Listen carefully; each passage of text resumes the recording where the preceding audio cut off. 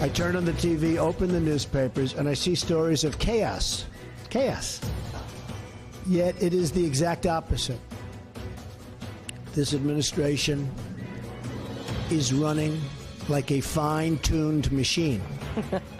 Okay, then. Good morning and welcome to AM Joy. Those words are even less true now than when Donald Trump said them a year ago, because it's been a chaotic week in the White House, even by Trumpian standards, as the wheels came flying off the wagon again. On Tuesday, Trump's senior advisor and son-in-law Jared Kushner, whose business dealings with foreign governments may have landed him in a world of trouble, was stripped of his top security clearance, marking what the Washington Post describes as the fall of the House of Kushner. We'll have more on that later in the show. On Wednesday, we learned that Trump would be losing his right-hand woman, White House Communications Director Hope Hicks. Hicks announced her resignation the day after she testified to the House Intelligence Committee that her job responsibilities had included being required to tell the occasional white lies on Trump's behalf.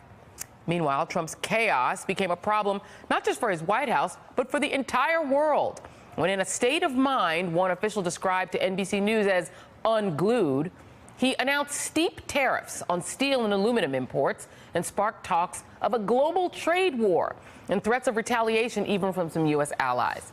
Trump went ahead with his tariffs over the strong objections of his top economic advisor, Gary Cohn, who, after being overruled, may reportedly be planning his own resignation.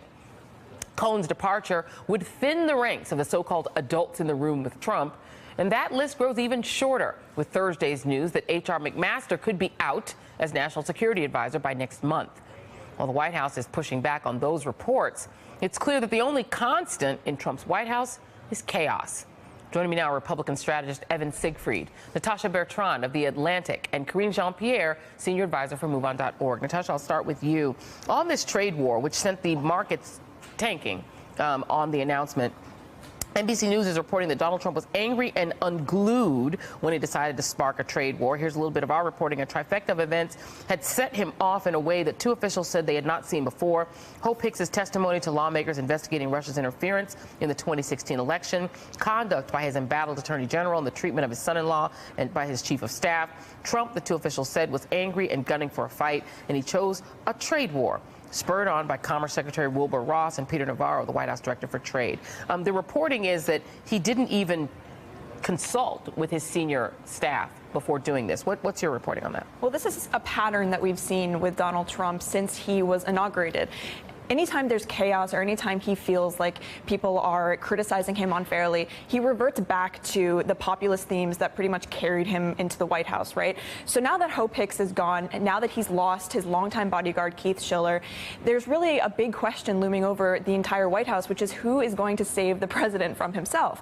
Hope Hicks was the one who at times crafted his tweets, at times stopped him from sending, tweets that she thought would be damaging to him and his reputation. So now the question is, now that he's kind of becoming unglued, according to this reporting, is there anybody who's going to kind of put the brakes on him and make sure that he's not doing things that are completely and totally impulsive? Yeah, and Evan, Politico has described Donald Trump as the loneliest man in Washington because he has few advisors, few friends, few people that he even respects enough to listen to. He's feuding with John Kelly, his chief of staff, because Kelly says things that displease him. He doesn't like H.R. McMaster.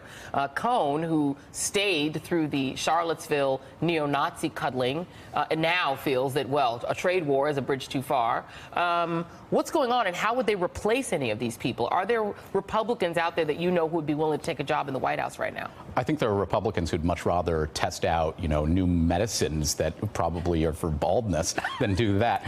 Nobody who's a competent operative wants to work in this White House. Right. The word is out. It's a miserable place to work. Yeah. It is a place where you're going to be abused and undercut by the person you serve in the president. Yep. Look at what the president did on these tariffs. He did it completely impulsively.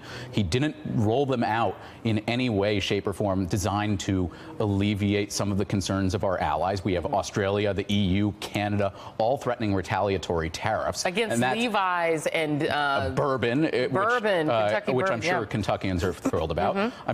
And these tariffs go against GOP orthodoxy. If the president had been doing things with Forbes magazine other than getting spanked, and he had actually read it, he would have known it's bad for the economy. But he isn't a reader. He isn't a thinker. It's a knee-jerk impulsivity to do something because he's having a bad week and he's angry. And that's bad. And it's even worse that he's losing that support structure in Hope Hicks because she was human valium to him.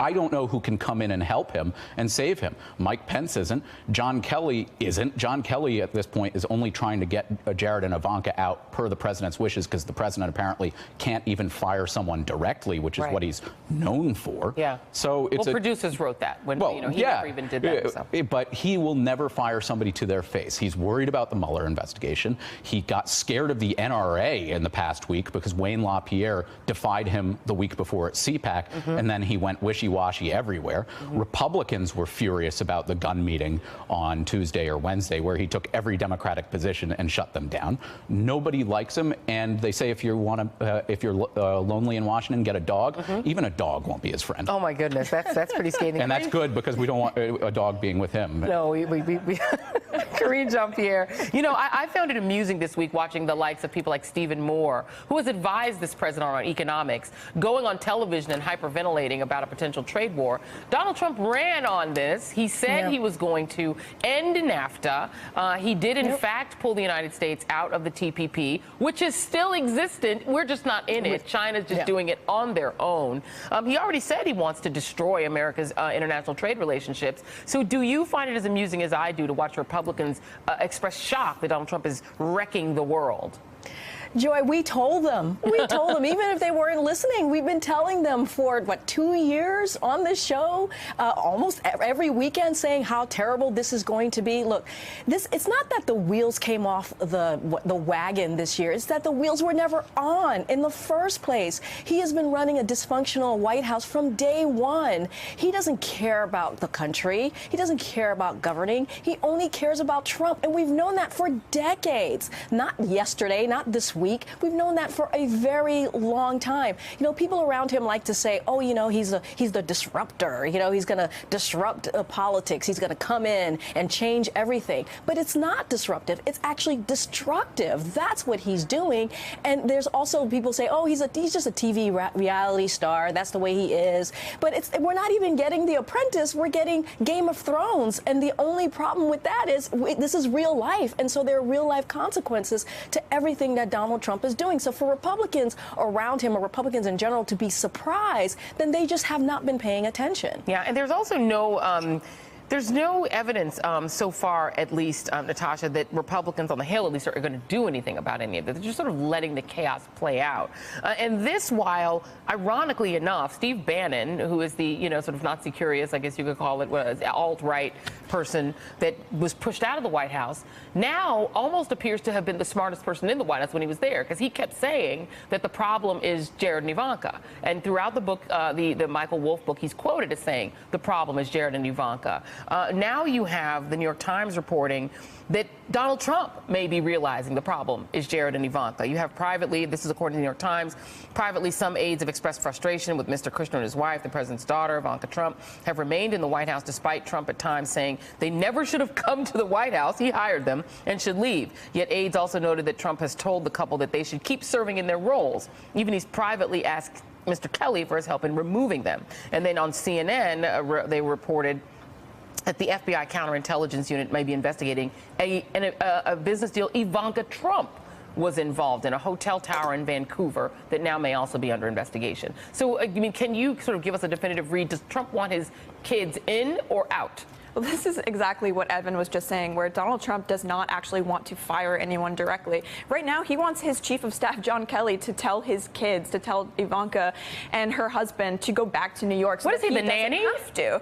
Right. So that he has to kind of avoid this confrontation, because he knows deep down that hiring Jared Kushner to be his senior advisor was a bad idea. Jared Kushner did not have any political experience, zero, when he entered this administration. When he was managing the transition period, he was meeting with foreign investors to try to get support for his 666 Fifth Avenue building, which is over $1 billion in debt right now. He came into this, still invested in Kushner companies. He did not fully divest himself from his business empire. In fact, he retained the vast majority of his stakes in that company. So with that hanging over his head, if you're a foreign country and you're looking at a point of leverage to enter into the White House, Jared Kushner is it 100%. I mean, this is why we saw the Washington Post report last week that these countries, China, Mexico, the United Arab Emirates, Qatar are trying to, they have been speaking about how best to compromise Jared Kushner. And this, of course, is what happens when you have someone come into the White House with absolutely no experience, except for a, particularly tumultuous history as head of this massive real estate company, be the senior advisor to the president. And of course, now we know that he's actually lost his security clearance. So he's effectively been neutered. So it would be very, very surprising if he and Ivanka did not go back to New York, because what is his role now? It's really unclear. And if their roles were not clear-cut even before all this happened, they're even more blurry now. It feels like his role is giving bad advice, fire Comey, to do everything that has gotten them in trouble. It feels from looking at the Trump White House, Evan, what it looks like is that Donald Trump, who didn't think he would be president, then opened the doors and said, everyone come on in. It's a feast for everyone. It's sort of a smorgasbord of self-enrichment. You, who are you're a coal executive, come on in and run the coal industry for your own benefit. Ben Carson, everybody was like, why would he be the head of HUD? Oh, his wife and son are both in the development and real estate business. Well, now it makes sense. Everything feels like it was pecuniary and it was about self-dealing and self-enrichment. At some point, your party, the Republican Party, has to have seen that or figured that out. Have they figured it out, and do they plan to do anything about it? Well, first I want to exclude James Mattis, who's probably a great defense secretary and is there for the right reasons because he wants to protect the country. But I think the Republicans, we know that he was not a good businessman. Look at what he did this week with announcing the bankruptcies and being like the 17th greatest developer in New York City. I think my nephews have better developments with their Legos than Donald Trump. But when you see that, and he goes out and announces the tariffs on a whim without doing any of the groundwork to lay them out, you don't do that as a businessman if you're announcing a business deal. Yeah. So Donald Trump, at the end of the day, isn't being well served by himself. And Republicans understand this. And what I don't get politically is why he would impose these tariffs when we're already facing strong headwinds in 2018. And the economy is pretty good, but with these headwinds, you're going to actually destroy it and make it harder. Why are we making it harder for ourselves to win in 2018? Thanks, Donald. Because he said at rallies that he'd do it. It's like the wall. He said he'd do it, and he says, according to his tweet, it's easy. Oh, it's easy. We have a trade war. It's easy. Thank you, Evan, for the comedy stylings of Evan Siegfried. You can find more of that on Twitter. Natasha and Karine will be back. And up next, collusion confusion. Stay with us. Hey there, I'm Chris Hayes from MSNBC. Thanks for watching MSNBC on YouTube. If you want to keep up to date with the videos we're putting out, you can click subscribe just below me or click over on this list to see lots of other great videos.